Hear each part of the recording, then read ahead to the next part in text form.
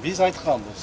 Жергиликтүү бийлик органдарынын ишмердүүлүгүнө эч бир адам кийлигишпеш керек.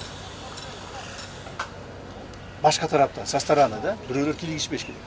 Бул жергиликтүү депутаттар, башка бир баягы мындай таасирдүү адамдар, жогорку кеңештин депутаттары жана башкалар кийлигишпеш керек. Уктуңарбы? Предупреждаю, силерге дагы эскертип айтып коеюн. Себеби менде маалымат бар, Базар Коргон районуна мына Айбек Алтынбеков киришип атыптыр деген депутат парламентте. Киришип атыптыр деген маалымат бар. Уктуңарбы?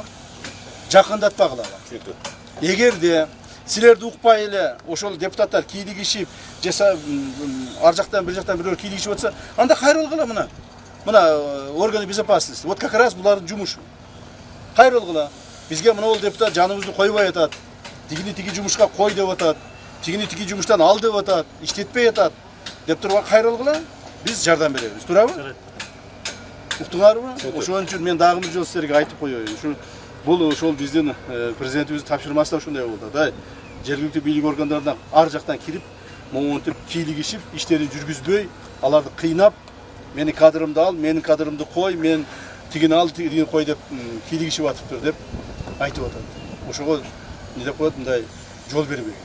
Макулбу? Силерден бир жактан сураныч, экинчиден тапшырма бул. Тапшырма. Анан кийин дагы өзүңөр бош болсоңор, келеше шылкыйып олтурсаңар келип алып мойнуңарга минип алат. Андай кылдырып алгыла. Таша, чөткө мыйзам чегинде иштей бергиле.